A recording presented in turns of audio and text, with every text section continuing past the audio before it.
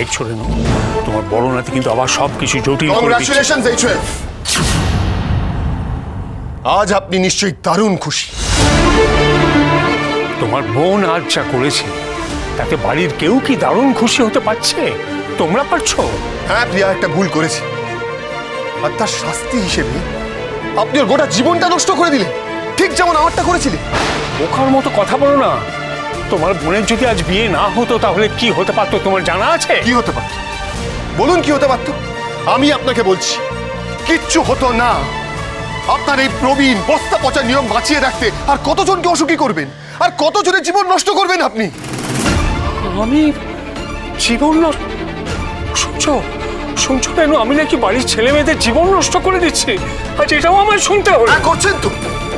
আমার জীবন নষ্ট করেছেন, এখন প্রিয়ার জীবন তো নষ্ট করে দিলেন। দাদু ভাই, কি সব বলছো তুমি? চুপ করো, দোহাই তোমার, চুপ করো। এদিকে এদিকে এদিকে প্লিজ প্লিজ শান্ত হ। কি করছিস কি তুই? বিয়ের মণ্ডপে এরকম রাগারাগি করিস না। দেখ, আমি বুঝতে পারছি যে যা হচ্ছে আমরা সত্যি ভীষণ শক, কিন্তু তাই বলে এটা ঠিক জায়গা নয়। এখানে আচ্ছা মশাই, আপনি আমার কথাটা একবার শুনুন। আপনার যা বলার আপনি আমায় বলুন, আমার ওপর রাগ দেখান। কর্তা দাদুকে এভাবে কাঠগড়ায় দাঁড় করাবেন না। উনি কিচ্ছু করেননি, উনি শুধুমাত্র অসহায় মতো মত দিয়েছেন।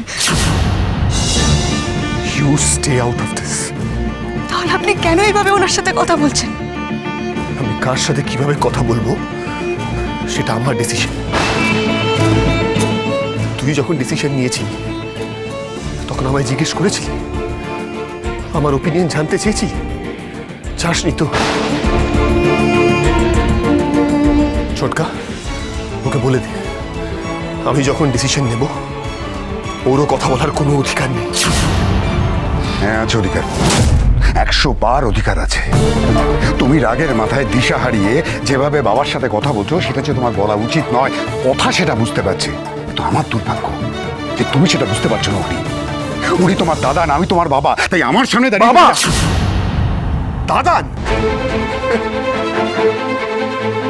আপনারা কোনোদিন আমার বাবা বা দাদান হওয়ার চেষ্টা করেছেন কখনো? আপনারা শুধু চেয়েছেন এই বাড়ির নবীনদেরকে দমিয়ে রাখতে।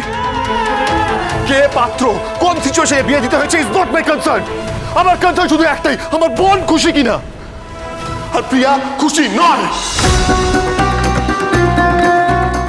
পারছি না। আমি জানতাম তুমি ঠিক এই কথাগুলোই বলবে। আর সকলে শুনুক, সকলে জানুক গুহ বাড়িতে দাদু নাতির সম্পর্কটা কি রকম।